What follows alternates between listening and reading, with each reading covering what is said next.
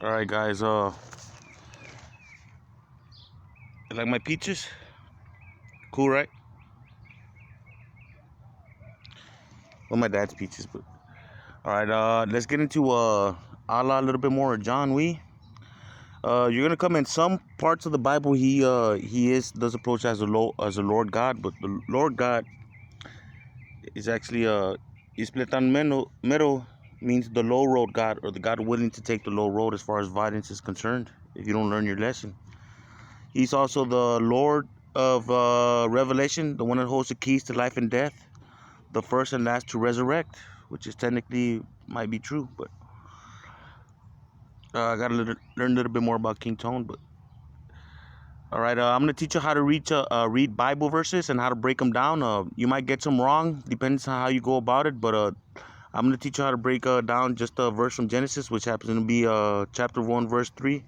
And God said, "Let there be light," and there was light. But it comes down to when they terraformed this planet. As far as research is concerned, in Hebrews, they put some people down here as angles. Uh, as far as their memories being wiped, some types of technological and educational sophistication is left within certain people, so that they can. It depends where you were before you got sent there. You know what I mean? And it depends what you get to keep and what gets erased. But let's move on. Anyways, there was a bet about how far you can trust man, what you can give him, and the rules you have to lay down. Even though you're a man as well, once you leave certain levels of transcendence, you have to put your foot down, and there has to be regulations.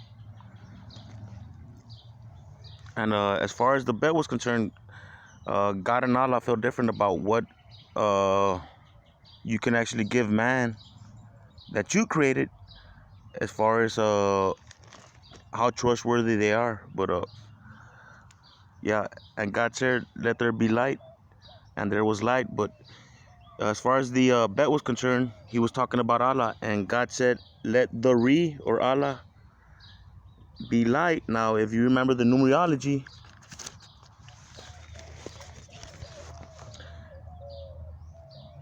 L is the 12th letter in the alphabet. If you paste the 1 and the 2 together, you get the letter R. Besides, there's another video that pertains to that, though. So what you do is you turn the L into an R here and here, and this pertains to their bet. And God said, "Let the Allah be right," and the was right as far as people are concerned. And we're gonna get into Psalms right now.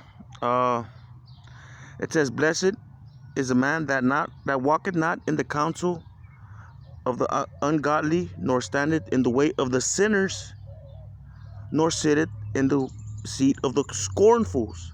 Scorn.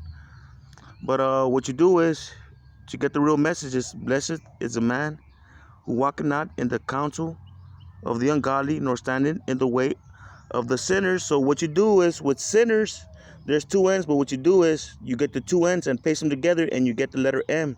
Though it might sound like simers because there's only one M, they're trying to pronounce simmers or simulators or dollars, if you will. But we'll get into that later. Nor sitteth in the seat of the scornfuls.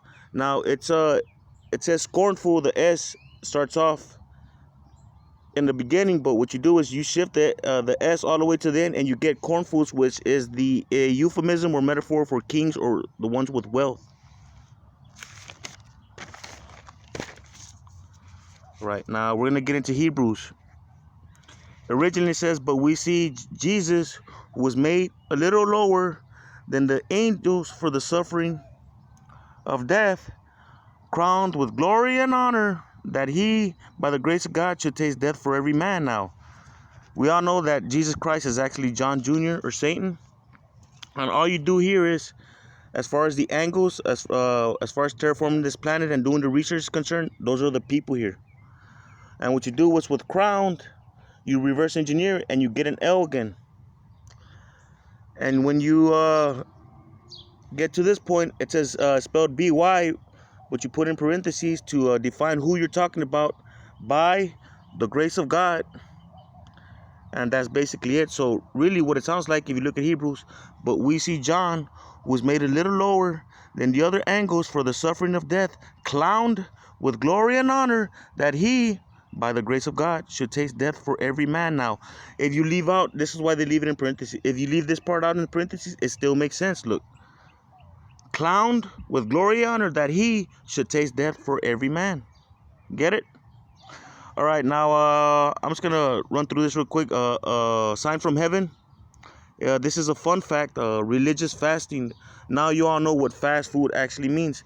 Fasting, religious fasting, is when you don't eat for about a week up to a month because of your religious beliefs. But I don't get into that. But fast food actually means food fit for fasting, or food you're not supposed to eat. So there's a fun fact for you.